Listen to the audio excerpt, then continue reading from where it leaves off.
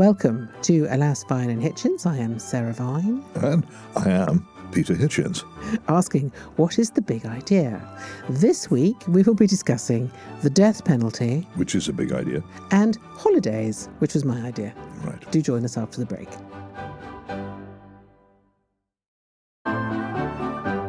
Welcome to Alas, Vine and Hitchens. I'm Sarah Vine. And I am Peter Hitchens. I think we're going to start with some more letters because we've got some, which is very exciting. Dear Miss Vine and Mr. Hitchens, I am really enjoying your podcast and love the diverse range of topics that you cover. The episode you did on the effects of the television on the imagination caused a question that has bothered me for years to resurface in my mind. I would love to hear your views on it. When you read a book, do you see an image of the person or place that is being described? I mean a clear image, clear enough that you could draw the person or place on a piece of paper. If so, what happens in your mind when the author describes a person or place and then later in the story adds more detail that contradicts the image that you had in your mind? For example, you assume the person is tall, only to find out later they are short. The reason I ask this is that I don't really see any image when I read a book. It's hard to describe, but I just get the concept of what is being described based on the information provided up to that point, but without any image. Peter. I think this is just another demonstration of how alone we all are. I think I'm not making a joke. We just are. We assume that because we're all roughly the same size and shape as humans, that everybody is living through the same sort of experience, but they're just not. Yes.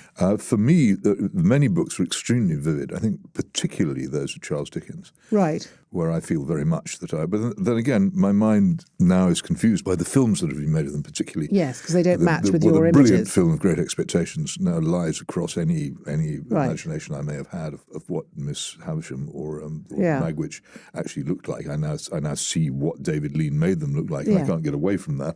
But I would have before then have had, because they are so strongly pictorial, and that's how he writes. And I think he very seldom contradicts himself, unlike the great Raymond Chandler, who didn't just contradict himself when he wrote his Philip Marlowe detective stories. Occasionally he introduced characters and had them die without ever explaining how they'd come to die. But it's interesting. And when asked, said, I don't know. so some authors are more slapdash.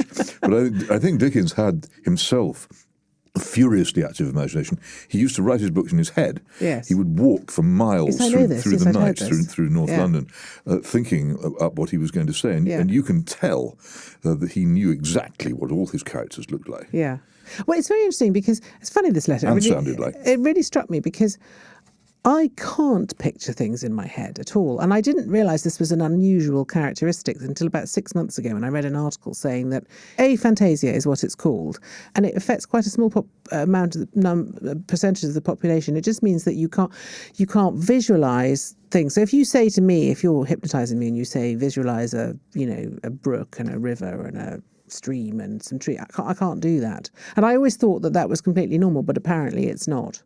But I also have that's the solitude in which we all live. The things that you think are normal about yourself, but are in fact particular to you, or maybe shared by a few people you've never met and never will meet. Exactly. Well, it turns out Noah Stroud from Wales. But the other thing is that I also have a sort of weird face blindness, which I understand is a thing. And I once spent an entire evening at a party, quite a long time ago, talking to Alan Yentob, utterly convinced that he was Salman Rushdie.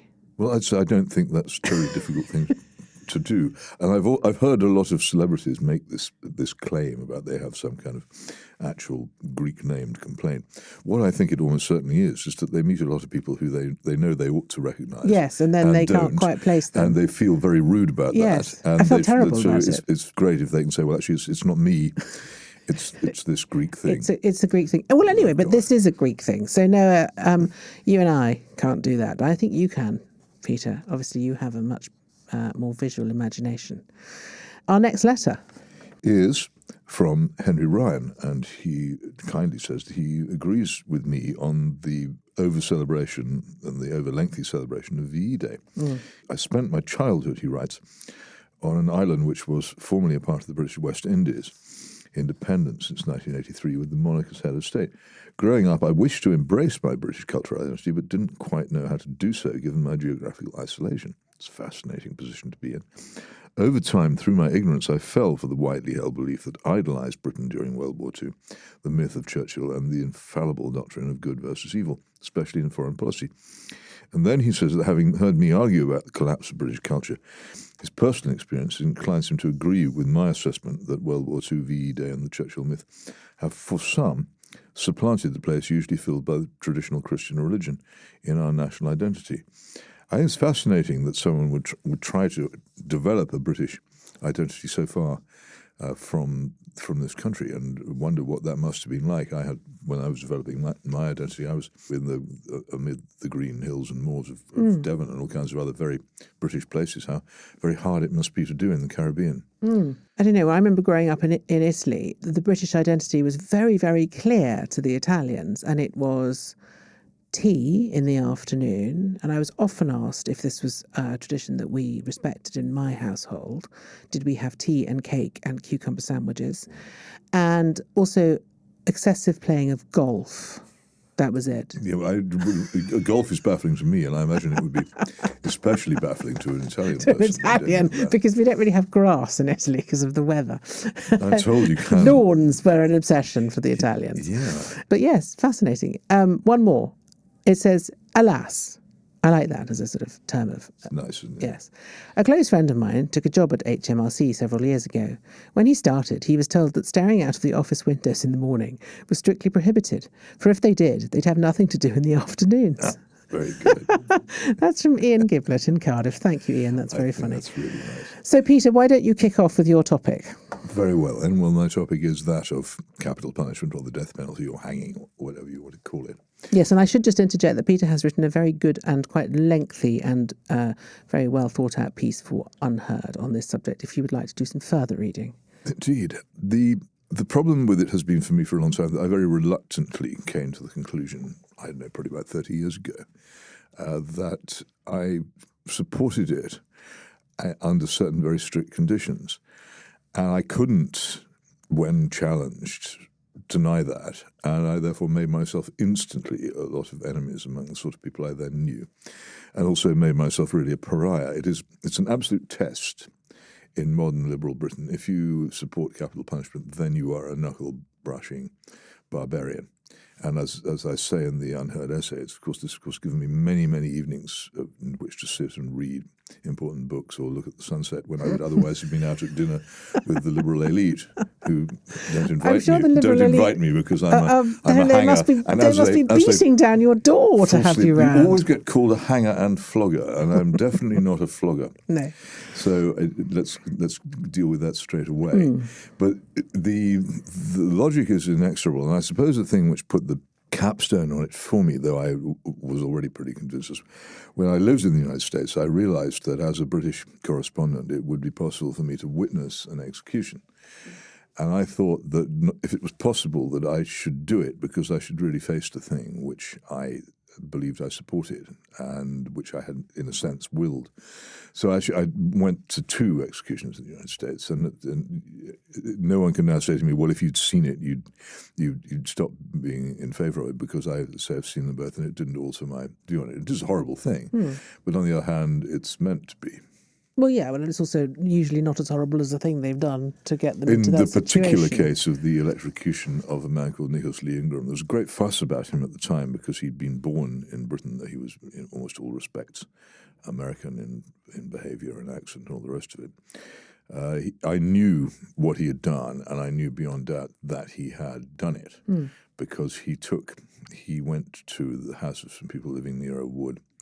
He burst into their house, threatened them with a gun, marched them out into the wood, tied them both to a tree, making jokes about how he loved to torture people using both rope and wire, and then shot first him, J.C. Sawyer, his actual victim, and his wife Mary after he'd gloatingly shot her husband. But because as he shot her, his body slumped, and they were tied together, it pulled her down. So the shot caused a flesh wound in her head, which caused her to bleed copiously and look as if she'd been badly injured, but in fact she hadn't been, so she survived. So not merely did I know the full details of it, but a living witness was there to say, beyond all doubt, this is what this man did. So there was no question of his guilt.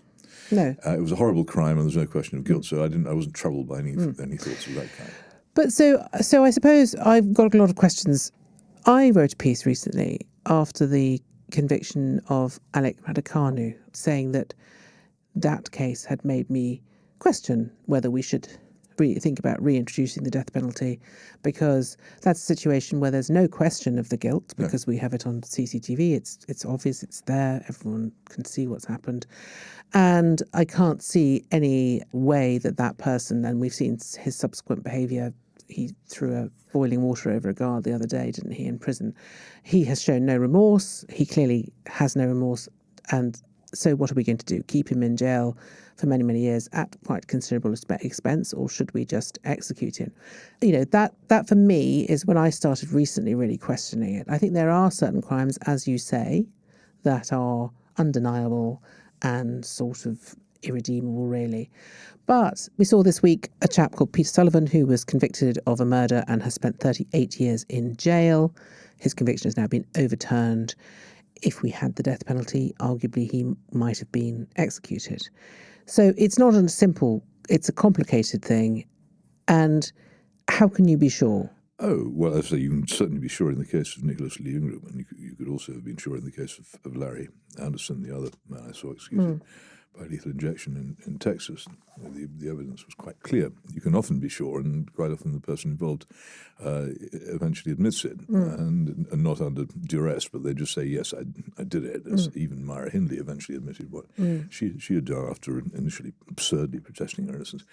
That's not too difficult, and in the age of DNA, establishing someone's guilt is easier and more likely to be certain than it was before. I would point out to you that I think anybody suggests, and I certainly don't suggest, the execution of all murderers. No. I always say heinous murderers, say people who have, or what John Stuart Mill, who many people surprised to find was a supporter of the death penalty, called aggravated murderers, people who use particular cruelty and have behaved.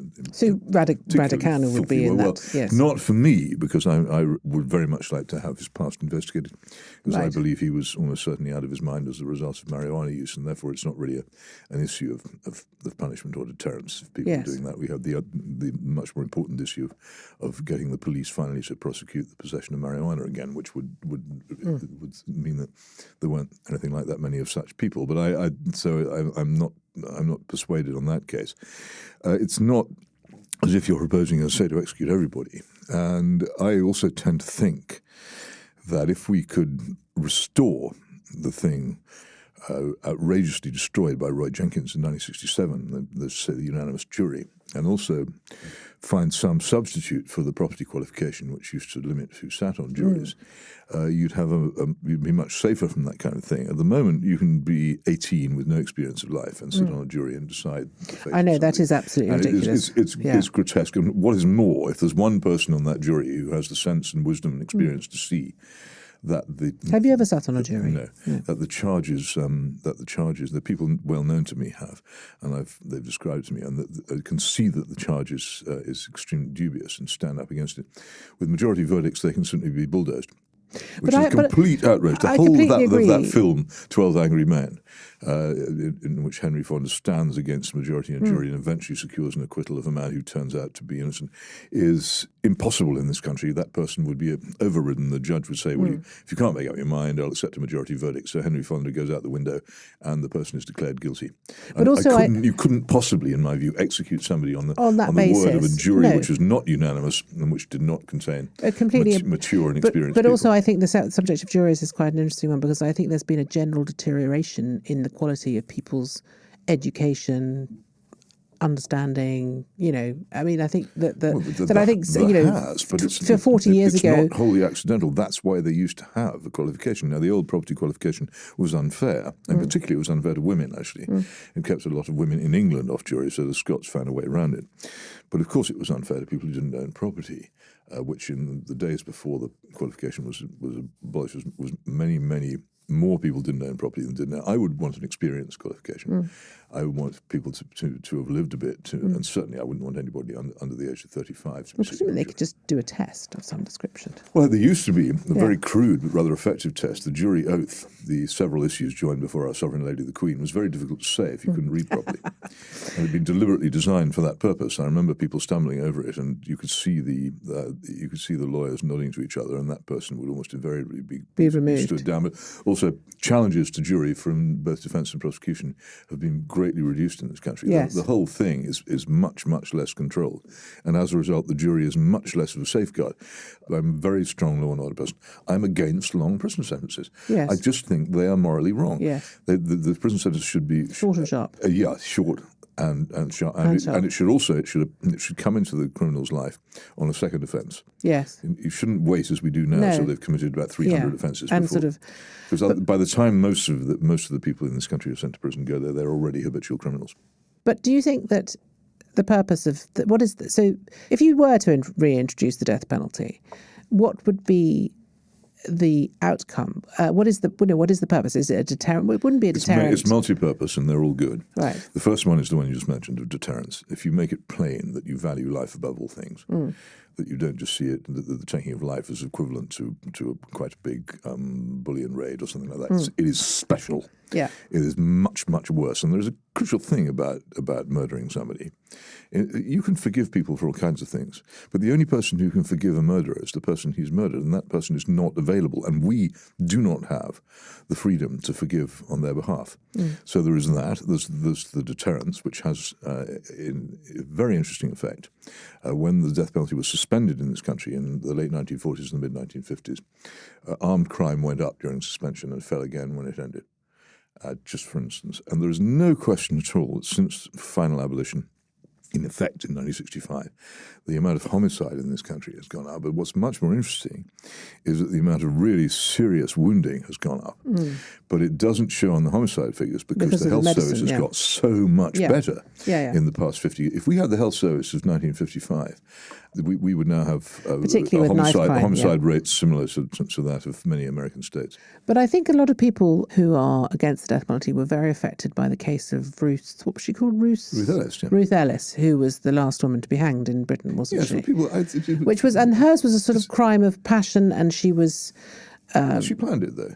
And there's no question. I don't defend it. If I'd been Home Secretary, I would have reprieved her. Would you?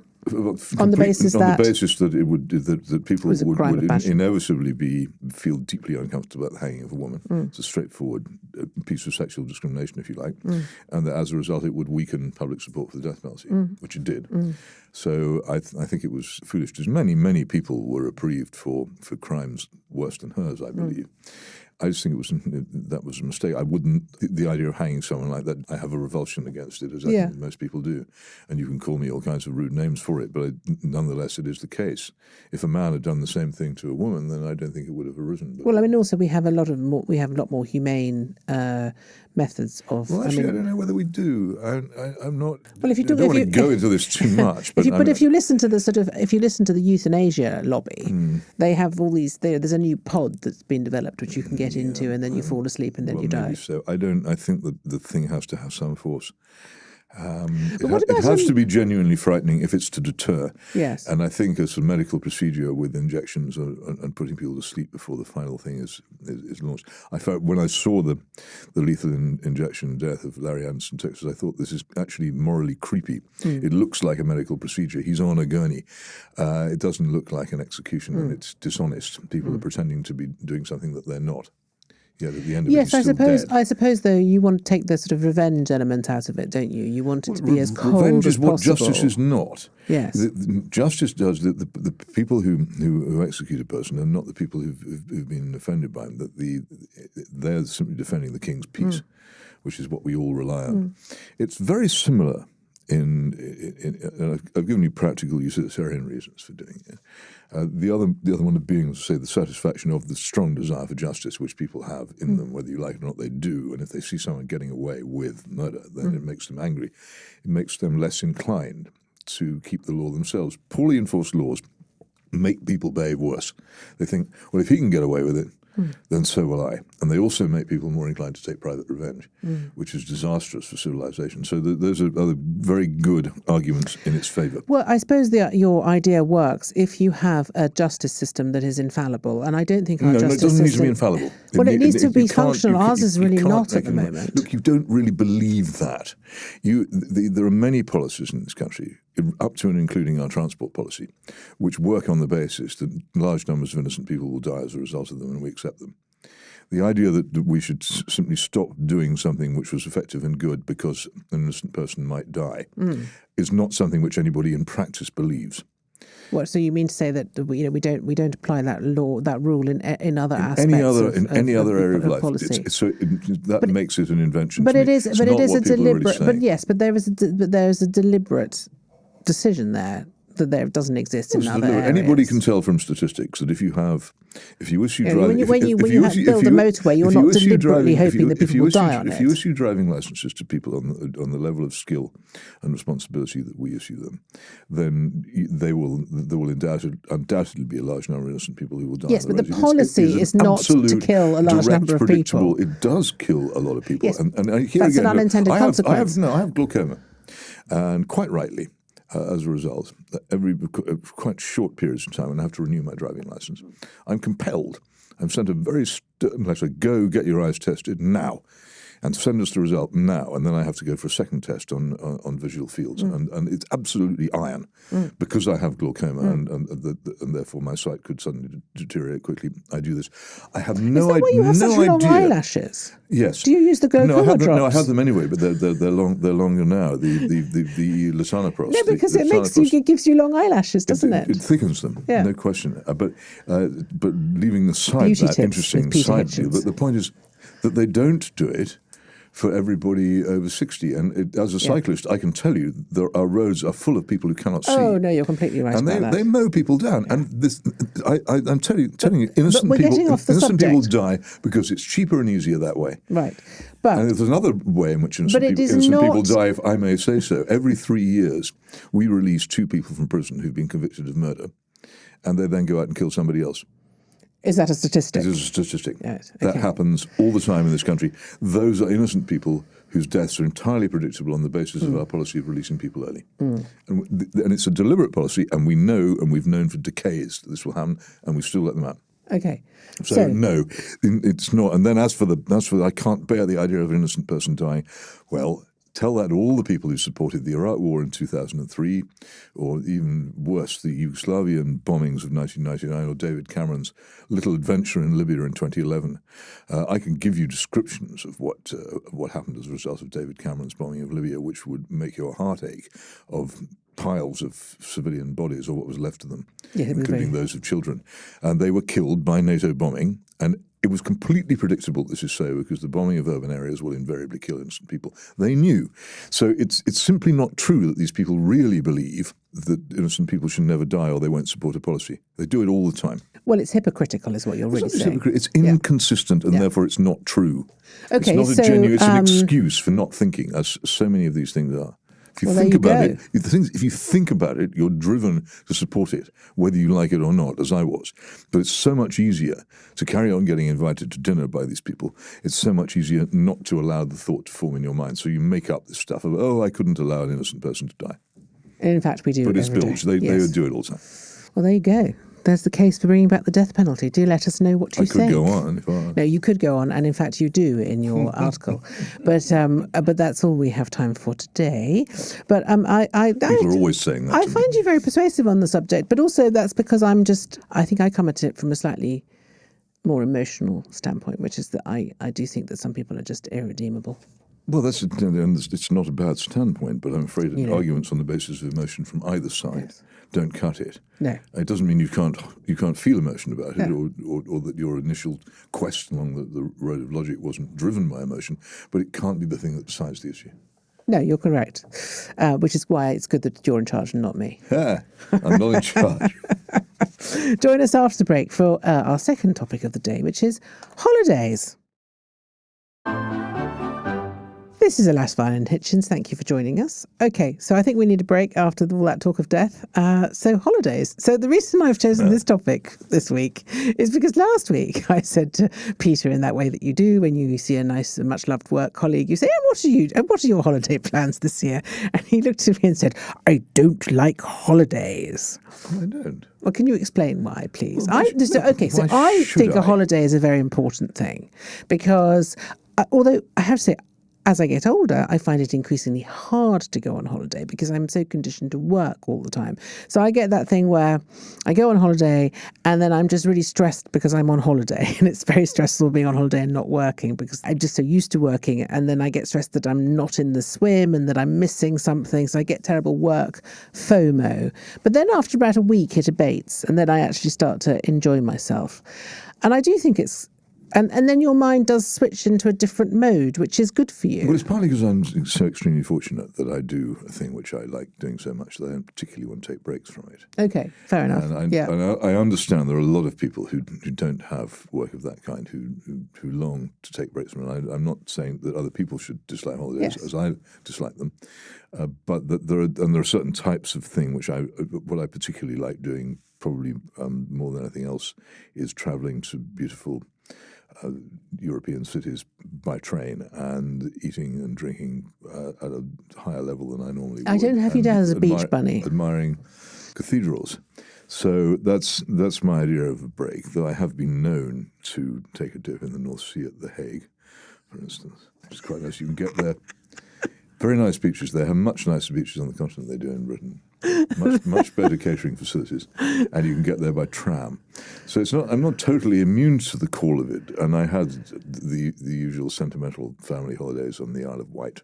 Oh yes, and Hope Cove down in Devon as a child, and indeed on the Fife Coast in Scotland. But I don't remember those. The photographs exist, and I do build a pretty good sandcastle. But it's no fun if there isn't a strong tide. Yes, quite. Does Mrs. Hitchens ever require a holiday? Last places I did a sandcastle was in a lovely French town called Arcachon near Bordeaux. Oh, I know Arcachon. It's lovely. There's a fantastic tide, and when it comes in, you have to defend your sandcastle with everything you've got. And that, lazing around on the beach, you can forget it. But building and defending a substantial sandcastle against a galloping incoming tide is something else entirely that I like. And I love salt water. Yes, so do I. It's so much nicer to swim in than if it's deep, which in so many beaches you can't get in deep without walking a mile. If it's deep, it has this wonderful feeling of this huge force underneath you, and the cleanliness of the salt is exhilarating. I always get halfway out. Though. I always get halfway out and then panic that there's some giant monster that's going to come and eat you me. have to fight That's that. a normal thing, isn't it? Oh, lots of people get that. Yes, I think that's quite a normal thing. We've all got this picture from the kraken. The poster of Jaws, haven't we? Of the enormous. No, for me it's a kraken, definitely. Why is it a kraken? Why do you get? I always thought it was a kraken anyway. The kraken. It's a book, isn't it? It is. Yeah, but it comes from a poem by Tennyson. Yes, that's where it comes from. The Kraken Wakes. But it's about these monsters from space who come and live at the bottom of the sea. Yes, but also I was a great fan of Call of Cthulhu. Are you familiar with this? Absolutely not. Oh, okay. Well, that's another edition. We can talk about it later. Yes, that's. Does it deserve the death penalty? Probably yes, but no. I think a holiday. I mean, lots of people go on holiday, as you say, to get away from their not very nice and very perhaps labour-intensive jobs. You and I are very lucky because we have lovely jobs. But even though I have a lovely job, I do think it's important to take a break because you need to see the world from a different angle occasionally. Otherwise, you become a bit too entrenched in your habits and thoughts. I don't know. Don't you think it expands the mind? I've visited 57 countries, few of them on a holiday. Really? And I feel I have already a fairly adequate ability to see things from different angles. Does Mrs. Hitchens like to go on holiday? Or does she like to go on holiday from you? More than I do. She's a wild swimmer, which I am not. Right. So there are things that she wants to do. And what are the aspects of holiday making that you dislike? Is it the sunning? Is it being in the sun? I like being at home. Right. When I was a foreign reporter, I was probably the most unlikely foreign reporter. I always, whenever I set off on the plane, the first thing in my mind was, how soon can I get home? I didn't want particularly to You're go. a homebody. I knew that I had to go. But what I really wanted to do was to get back as quickly as possible. Yeah. I always have, and I was down there. And this setting out, as a child, the getting into the car, the winding down the roads. See, I love that. That's what I love. I love the journey. I don't mind. I hate to this day the smell of petrol and the smell of my mother's cigarettes, which filled the car. And I just look back on it as the period of car sickness and boring misery as we droned along in our Austin. My parents used to drive us back from Italy to Wales, which is a very long journey from Rome to the Mumbles. As you can see, quite a long journey. And the last part of it is probably the worst bit. And I remember my father used to smoke cigars furiously all the way and drink beer. You couldn't do that now, No, you couldn't do that now. And he used to steer with his knees, with a cigar in one hand and a beer in the other. And then he'd play a very, very, very loud music all the way there. And my brother and I, we used to get terribly car sick because the combination of the music, the steering with the knees, the cigar smoke, it was just, and I remember one time, but my father used to get very angry if we got car sick because he's that sort of generation that children should just shut up and not. And I remember one time we were driving, I think around some particularly windy, because you had to drive over the Alps. Yeah. And the roads are very, very windy, and that was always peak car sickness. And I remember being so concerned that my brother was about to throw up, that when he did throw up, I caught it in my hands, like a little sort of kind of bowl full of sick. I have a very vivid memory of that. That should you. What did you do next? Well, I just threw it out the window. Happy memories. Yeah. But I used to love going on. I certainly would have done that for my brother. But I used to love the excitement. He was less car sick than I was for some reason. But I used to love the excitement of a different place and wearing different things and eating different food and different timetable and not being able to. You didn't go to boarding school, did you? No. I got different place for more than half the year anyway, or so it seemed. So I wasn't particularly. And the other thing that tended to happen, which is the fate of naval officers and indeed retired naval officers, when you came home, it was usually a different house. Yes, because you used to move, presumably moved every couple of years. Gone off to school from one and come back to another. Yeah. Welcome home. What? I've never seen this place before. Well, but if you could construct your perfect holiday, if you were forced to have a holiday, if you won a holiday, where would it be? I think mine would be one of those epic train journees. It would be, but I have to get off. I wish I loved sleeping on trains. It's tremendously romantic. I just don't sleep very well. I've been on many of the great sleeper trains, and I just don't sleep, so I'd have to stop. So it would have to be a ramble around connecting up the great art galleries and cathedrals of Europe, having to go probably south to Madrid first. I'd like to go around the sort of old Austro-Hungarian Empire, which is a part of the world I don't really know anything about and have never really been to, on a train, ideally. Well, yes, I just find more and more actually that France, Spain, to some extent Northern Italy, though I've got slack about that, and the Low Countries and the southern part of Scandinavia contains all that man could desire, I'm a cold weather person, so if I'm going far south, then I need to do it. Yes, I can't go to Tuscany anymore because of the hay fever. Yeah, it's too hot. That would also be bad. But no, I'm with you. I like to go. I like cold holidays. My favourite holiday used to be a skiing holiday. Well, I used to ski because I liked. I want to stay in an ice hotel one day. Yes. I long to do that. There's a very good one in Norway. Apparently, you might be able to fit in Northern Lights as well. If there are any, not yet seen, though they keep appearing in England. If there are any travel agents listening, and you want to send Peter Hitchens on a holiday, no, which you can then be very grumpy about. I have to pay for it myself. Let us know how you feel about your holiday. Where are you going on holiday? What is your favourite holiday? Where would you send Peter Hitchens on holiday? Well, a lot of people will send me to Antarctica. Let us know. Which I would probably enjoy, but they'd send me there not because I would enjoy it or not enjoy it, but because it would take a very long time to come back. Well, anyway, thank you for listening. We'll be back next week. Don't forget to check out this week's reading list and share the books you think we might want to read. For that or anything else, you can email alas@mailonline.co.uk. You can leave a comment on Spotify or even send us a voice note on WhatsApp 07796 657 512 and start your message with the word alas. Hello, podcast listener. If you're a small business owner or marketing lead looking to grow your brand or drive sales, listen to this. 2/3 of podcast fans have taken action after hearing an ad. And across all podcasts, 95% of listeners do something after hearing one. That's a 60% higher ROI than any other media channel. If you're ready to reach an audience that truly listens, advertise with us. To find out more today, email podads@mailmetromedia.co.uk.